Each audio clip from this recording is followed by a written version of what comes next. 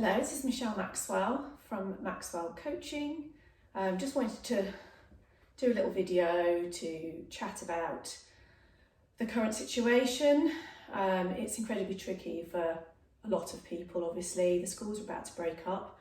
Now, obviously I work at home, so it's not too bad, but when you're trying to run a business and you've got 3 children at home who need help with their home learning, it is incredibly tricky time. So I really feel for everybody out there, but it's also incredibly important to heed the government advice. So do keep your distance when you're doing your training, and obviously if you are in the at-risk categories, then do again heed advice and stay at home a little bit more, work at home if you can. Obviously that's not applicable to people who have to work on the front line and in emergency services that are needed, but obviously we could all of us just do the best we can. So for the coaching purposes of coaching, I am, or all of us, all of the team are setting plans literally based on mental health and maintaining as much fitness as possible during this difficult time. At the moment, of course, we're all still allowed to train outside, so make the most of that while you can, but obviously maintain social distancing. So if you go out with a friend, obviously don't run next to them, run a little bit apart. Look after yourselves, look after them. Obviously they need to go home to their families.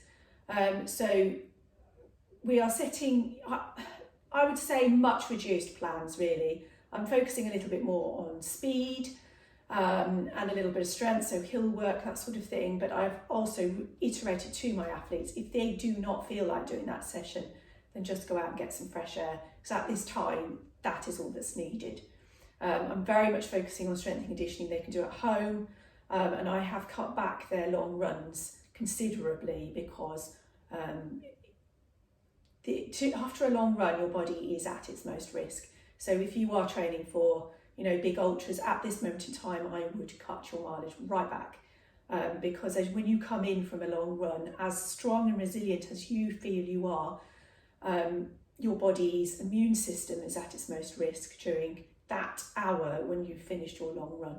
If you are going to keep training long, obviously us ultra runners are a little bit more resilient too. We do recover better. I would just make sure you fuel really well when you come in, get warm before you do anything.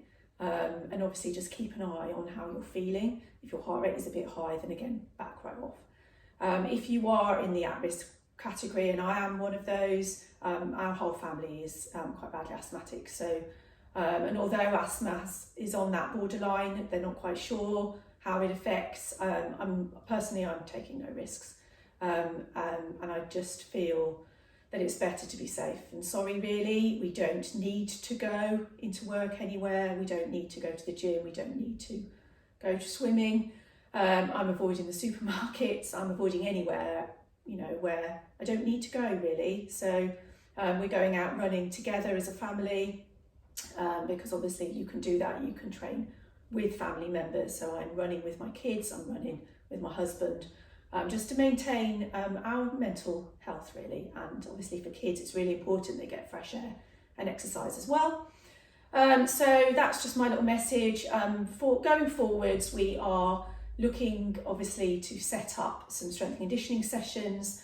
I've set my twin boys a little task for their IT to help me set up on some software, and because I'm not great at this stuff, I have to confess.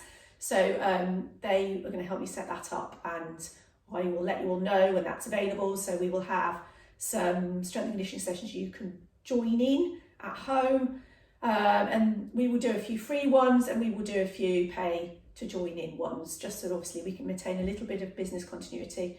And we are also going to offer, I think, some one-to-one sessions as well. So I've offered this obviously to our athletes as a first point of call, because a lot of them were having one-to-one sessions already, and obviously they cannot come to our gym because it's in our house. So we've set up some sessions for them, and then obviously as that rolls out, I'm hoping remote athletes might take that on. We've obviously reduced the price right down on those because they're not obviously face-to-face in that sense, but you know, that might be something we can do moving forwards. If you would like a one-to-one session and you are, you know, remote, we can offer that as a service moving forwards. And it's just, I mean, we're all thinking outside the box, aren't we? So to try and maintain our businesses. And of course, if you need any advice, just ping us a message. We're all in this together at the moment. So take care, look after yourselves, and speak soon.